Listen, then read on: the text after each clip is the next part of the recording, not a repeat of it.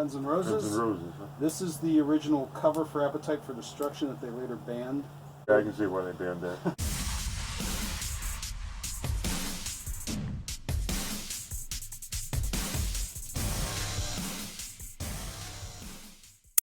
So I'm here with my buddy Kevin Collins, and he told me about a horde of, what, 80s concert t-shirts? Yep. That Back he's in the old had days. since when? The 80s. Oh, okay. Imagine that. Where did you get these? Mostly at the Richfield Coliseum, but other places here in the Northeast Ohio area. And then moved to Florida back in 2015, put them in a bin, haven't seen them since. So we're uncracking them now. So I'll probably be as surprised by some of this stuff as you guys. All right, well, let's see what we got. Alrighty. Oh, okay. What do you want to start off with? Ozzy Osbourne. Ozzy Osbourne. That doesn't look like it would fit anymore. Yeah, I don't think so. So this is the Diary of a Madman tour. This was at the Richfield Coliseum last day of January 1982, about 6 weeks before Randy Rhoads died in a plane crash in Lakeland, Florida. So got that one at that show. Now, is that the one where you had to ride your bike to the show? No, we didn't ride our So bikes that to was that one. pre this one? Yeah. Let's see what else we got here. When you come across a t-shirt that you rode your bike to the show to get, I want to know about it. Okay. There's probably one of those in there at least. All right. Iron Maiden. Iron Maiden, this would be the Seventh Son of a Seventh Son tour. This would have been 1988, as it says in the back. The back's a little rough, but the front looks pretty good. These are definitely worn for the most part. Some of them worn more than others. And of course, Maiden was a big favorite, so we kind of went with that one. We have to think of what to do with these. Oh, here. Yeah, you just put them on there. Yeah. For sure. All right, this one. This is what these called jersey back in the day. They got the three-quarter sleeves. This is Heart from the Babyless Strange tour. This was 1980, 80. And I'm trying to think how old you'd have been then. 17. Okay. So yeah. Still you were driving. Oh yeah. Okay. Yeah, we're still driving. The no back to this one, but like I said, the jerseys were kind of a popular thing back then with the two-tone and the sleeves and that kind of So you'd have driven the yellow Grand Prix with a big long hood to this show, right? I would think so. Yeah. This one will probably be a little more of interest to Northeast Ohio people. This was a band that was kind of a cult following here in this area. We're always very popular in Cleveland, called Artful Dodger. First time I saw Artful Dodger was in 1976. They opened for Kiss. And this is from 1981. You see down here, it's got like the Agora Ballroom emblem. These guys are actually from Virginia, but they were like hugely popular here. This was their last tour sort of as a regular band. And then after that, they would do reunion shows, mostly in Cleveland. So that was kind of interesting. Let's see here. All right, a little action from Germany here. Scorpions, Blackout Tour. This is probably the most famous album. Maybe the one after it, but yeah, this one is definitely, this is 1982. And again, this is one of those jerseys. This one does have a back on it though. Blackout Tour 1982. Nice. Scorpions logo, that kind of thing. Let's see, 82. I'm trying to remember who they played with on that show. Let's see. Oh yeah, these guys. These guys sort of came out of nowhere all of a sudden. Guns N' Roses. Guns N' Roses, huh? This is the original cover for Appetite for Destruction that they later banned. That was what Appetite for Destruction originally looked like. This was in, I want to say 88. They were just getting popular. We actually saw them at a pretty small hall up in Cleveland before they really took off. And, So is that supposed to be the back of the album cover there? Or? that was part of it. It's like this thing was on the front, and what it was jumping onto was this poor girl here. So it's sort of some kind of yeah, I weird, can see why they banned that. weird sexual assault sort of scene. Yeah, it doesn't And play let's very see well. here. Cool T-shirt though. Yeah, that's what I said. The cool part about this one, so this is pretty early on in the tour. It looks like the Cleveland date was 2, 4, 6, about 6 shows in. So, and like I said, this is before, like, I think most people would have maybe heard Welcome to the Jungle at this point, but Sweet Child of Mine was not the big to-do that it was. All right, another jersey. This one's kind of cool because it's got the camo sleeves. Iron Maiden. This one is from Power Slave Tour, 1985. Twisted Sister was the opening band. And this one's got a back to it. Aces High. So all these, I have most of these as singles as well. And this particular one here, this was the Aces High cover for the single. But yeah, that's a pretty cool one there. Shoot the... Fockers. Okay. But it does sound like what you're thinking. Yes. What do we got here? Ah, We didn't drop the F-bomb, by the way. no. The legend himself. Dio. The odd little Dio. troll. This is the Last in Line tour. So that would have been like 1984. And it says Last in Line tour on the back. This was unusual. This one was a sleeveless. And didn't usually do too many sleeves. I got a few that I remember, but this was one of them. And let's see, 84. Rodney played. I think Rodney might have played with Twisted Sister that year as well. Huh. They were pretty popular at the time. All right. Pat Benatar here. Nice. Another jersey. Pat played out at Blossom that year. And this was actually, I think, the third or fourth time I saw her play. I got to see her pretty early on. She looked young there. This would have been Precious Time. That was her fourth album. And then on the back here, it tells you that as well. So Precious Time tour 1981. A little wear on the back of this one, but yeah, it still looks pretty good. The thing that usually happens, and so far we've been lucky with that, is like the sleeves sometimes the threads would let go. Yeah. More Maiden. You'll probably see a lot of Maiden. Yeah. This would be the Somewhere in Time tour. That one comes Called it- complete with a coffee stain. Does it have a coffee stand? Yeah. Yeah, that's something on it, yeah. Huh, okay. Knowing me, it was probably a blood stain. Okay, so yeah, this is Somewhere in Time. I think they put that out in 86, but they didn't get to the States till 87. This was the point where a lot of times on their shirts they would list the countries rather than the places they played in America, yeah. which they did here. So, Somewhere on Tour. Huh. So yeah, that was that year. And I'm thinking Yngwie J. Malmsteen opened up that show. I think my buddy Chuck and I went to Pittsburgh And to of course, see that one. of course, the J is distinguish him from all the other Ingate Malmsteens. All right, this one you might not get. Although I do have another one of these. This one looks a little rough, so I don't know. We'll see, but I'll show it anyway. This was the reunion tour for UFO, which this is the only T-shirt I'm probably going to get for a tour this year. Huh.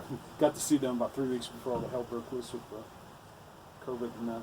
So this was the big reunion album when Michael Schenker came back, and this is like the classic Strangers in the Night lineup. The interesting part about this was this album, Walk on Water, in '95 was only released in Japan, yet they sold out a tour here. And I used to work at a CD shop, and we sold Walk on Water for $35 a pop, which is a lot of money for CD now, let alone in 1995. But people liked it so well that they were ended up buying it. And the guy that ran the store at the end of the year said that was one of his top 50 sellers, and he couldn't believe it since it was a Japanese import. I don't know if you guys are getting this one either, but we'll show it.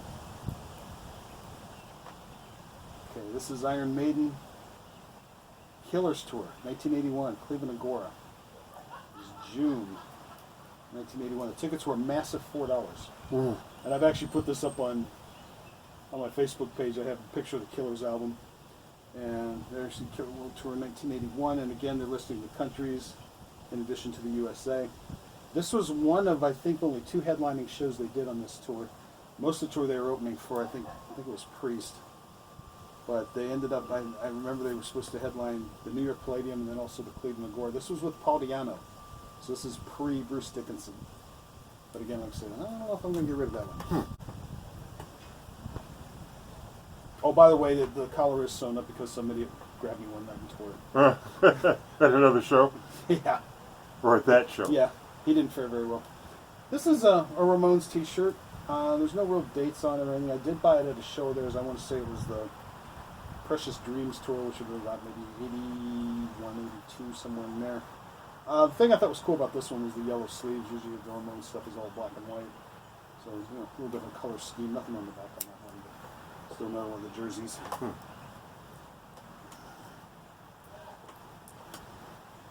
Okay. Why don't we just pull my car around here? Because that's filling up. We just pull my car around here, open the trunk, I'll just toss them in there as you hand them to me. All right, Nazareth.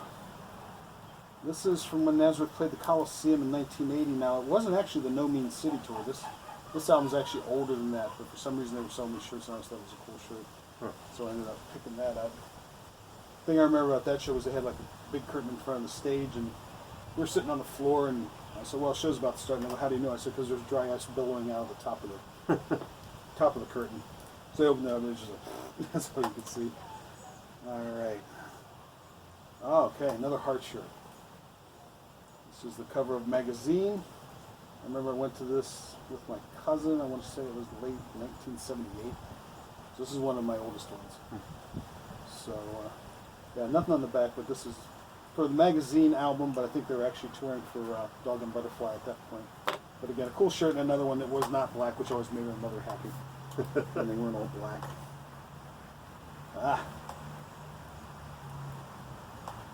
Judas Priest. Judas Priest, the British Steel Tour. This was May of 1980. And by the way, I didn't rehearse all this. I used notes. This was an amazing show because it was Judas Priest, Scorpions, and Def Leppard on their very first tour. So it was all three bands, and like I say, May of 1980. Tickets were $6.50. I spent $24 on T-shirts. Hey, and there it is. Well, the funny part about this one was the next day, I was supposed to take the ACT, which is kind of a big deal now, but back in the day, I didn't even know what the hell it was. My mom says, "No, don't forget, you got to take the ACT on Saturday." I said, "What's that?" She goes, "It's a test to help you get into college." I went, "Okay." She says, "So maybe if you get to bed early Friday night." I'm like, "No way." She goes, "Why not?" I go, "Judas Priest, Scorpions, and Def Leppard." Yeah, that's So I not go an blazing early to the night. test. I'm wearing this, you know. I'm going like, "Yeah, let's do this thing." And all these other kids are like, the guy with hair halfway down to his ass is like screaming and wearing. This one, the front has actually kind of faded away. What did it say? It did say Quiet Riot. Oh, Now the back has this on here. This was the actual Mental Health Tour. Again, this is before they got popular. I got this. Yeah. They did what was known in the Cleveland area here for the people that are around this area. It was a coffee break concert. I remember Where, like, Quiet Riot was probably in town opening for someone else, and I can't tell you who off the top of my head. But they do a show like 11 o'clock in the morning. I remember those. And they used to broadcast them on the air. So, yeah, that's where that came from. And like I say, yeah, the front did not fare well for some reason. Ooh, I went to that show. Yeah, you've seen these guys do this a couple times. Okay, this is Queensryche. Operation Mindcrime Tour, which on that particular tour they didn't do the album in its entirety because they were the opening band. They were actually the openers for Metallica on the Injustice for All tour. Like, this is the shirt, and it's fared pretty well. That one looks pretty good. Well, which one did I go to where they did the whole thing? That would have been, I think, the Promised Land tour, Okay. which I like it's telling you. Probably in there somewhere. This is a beauty. Speaking of Quiet Riot, these were the guys that Quiet Riot closed for. Whitesnake. This is the Slide It In tour. This is 1984. And I went with my buddy from college and a bunch of his frat buddies that didn't know their ass from a hole in the ground. And they were saying about how great Quiet Riot is, and we're like, no. That's not where we're going No. now. So on the back of the shirt here, we've got the guys that composed Whitesnate. Whitesnate has overturned membership many years, except for, of course, David Coverdale over here. But this was a killer lineup of guys here. This was David Coverdale, late great drummer Cozy Powell, Neil Murray, who's been in Black Sabbath in different places, and John Sykes, who was also in Thin Lizzy, and who wrote the big album that was coming 3 years later. They also had John Lord from Deep Purple on keyboards. He was talked into doing this because he knew the following year he was going to be reunited with Deep Purple, so he wanted to get his chops back up. So yeah, pretty impressive opening slide. Nice. Here's a bicycle show. Lee. Bicycle show. Rainbow. Oh my God. Long Yeah. Live Rock and Roll Tour, That's a small one. 1978. Yeah. You rode your bike to the Coliseum Yeah. from Tallmadge. About 15 miles from where we sit. One way. And then how'd you get home? Same way. So again, Nice. this was 1978. And this was with Ronnie James Dio on vocals. So kind of a big deal. I see down here it says North American Tour 78. So yeah, that was a bicycle show of which you spoke. We're going to pause for a second. Okay. Roll 'em. All right, we're back. So again, like I say, I haven't seen these in 5 years, so I'm just pulling them out and telling you what I remember about them. Another pre-shirt. This probably isn't worth anything. We probably won't talk about this long. I think this was like something I picked up at like Myrtle Beach that one year, like in '81 in the summertime. So this probably was not bought at a Coliseum. Oh, then venue. it's a riff-raff shirt. Same thing with this one. This was some sort of AC/DC shirt, and it's gone to hell. So yeah, next. All right, back to the good stuff. All right. Oh, that's a nice shape too. Yeah, this one's pretty good. Again, the jerseys held up nicely. Yeah, graphics on that one are pretty good. All right, so again, this would have been. They got "Make My Day" at the bottom, the Clint Eastwood reference. So this would have been once again the somewhere in Time tour, because I saw them in Pittsburgh, and then it was quite a while. I think like in Pittsburgh we saw them in the wintertime, which is a bit of a gamble, going to Pittsburgh in the winter, and then we saw them again in the summertime that year. Pittsburgh in the summer is a gamble too. All right. Next up, Purple, the Perfect Strangers tour. That was the big reunion tour in 1984. And things were going well for him at that point. Of course, it only lasted a few years because these guys can't get along. There's the boys in the band, the classic Mark II lineup, as they call it. And pictures of them, got the names and everything. So yeah, that would have been probably 1985 by the time they got here. Big surprise, some more Maiden. All right. You probably never wore most of these, have you? I wore a lot of them. You know, you can tell which some I've worn more than others, and others just, you know, my mom was really good about taking care of these things. She would like put them inside out and wash them in cold water and all that kind of stuff. So again, this is probably, I would say maybe Seventh Son. They put out a live album, and they put a single out from it for Phantom of the Opera. That's what this is supposed to represent, is the keyboard there and everything. And actually, it does say Phantom of the Opera on the back. So again, probably 88-ish, I would say.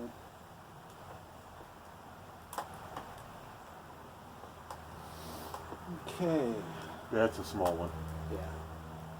Saxon from the Crusader tour. It wasn't this particular tour, but there was another time I went to see them. On my 24th birthday, I got T-boned by a big truck, broke my collarbone. 2 days later, there's a knock at the door. I get up, my mom's like, "What are you doing?" "I'm going to see Saxon." "You have a broken collarbone." "I know." So, "You That's something from doing this. Yeah, she says, you can't go to a concert like that." I said, "Oh, but I can." And yeah, that's basically what happened, because I just had him in a sling. You can't really do much for it, you know. And of course, I'm not standing in the back. I'm up front, you know, headbanging with all my buddies. And my one buddy says, "Jesus Christ, doesn't that hurt?" I'm like, "Yes." All right, this is a beauty. Another Jersey one. Number of the Beast tour. This one, I believe, I picked up in May of 1982. As a matter of fact, that day they did an in-store over on the west side of Akron. So I got the first three Maiden albums autographed by them. Somewhere I've got those, and I've got pictures and stuff like that. They were opening up for Rainbow this particular night. We saw Maiden in '82 3 times in 5 months. They showed up with Rainbow, they showed up with Priest, and they showed up with Scorpions. So 82, this one's 83. So we're talking about almost 40-year-old memories being unlocked here that just... Yeah. Wow. So this is, from the Peace of Mind tour, this is the Trooper single. That's what the single looks like, if you've seen that. I can't remember what I had for dinner yesterday. And the back here, as you can see, it says about Onslaught 1983. Probably go to Onslaught 1983. This little bizarre looking thing is actually a single for a song called Purgatory, which was actually pre-Bruce Dickinson. But for some reason they put that on the back, which I thought was pretty cool. Okay, Black Crowes. Little change of pace here. The Black Crowes in front looks like Heckle and Jekyll had one hell of a night. This was from 1990. This was our very first tour, Shake Your Moneymaker. They were another band that just seemed like every time we turned around, they were playing with somebody here in town. I think this one I got. They were opening up for the Michael Schenker group, which most people are like, who? Huh. But yeah, we saw them with them. I think we saw them open for ZZ Top, and then they did a show at the old Akron Agora with a band from LA called Junkyard. Nobody's heard of since. But Foghat, Foghat. 1980. Tight Shoes tour. So, the interesting thing about Foghatton and the one solo before Nazareth, both those guys headlined the Coliseum in 1980, and 2 years later they were playing the Cleveland Agora. Which, at that time, that was kind of unheard of. That didn't happen much, but nowadays that kind of happens all the time. Oh, in case this is the size of the tote we're dealing with here, so And, well, we've kind of cracked the surface. sit a little tight. bit.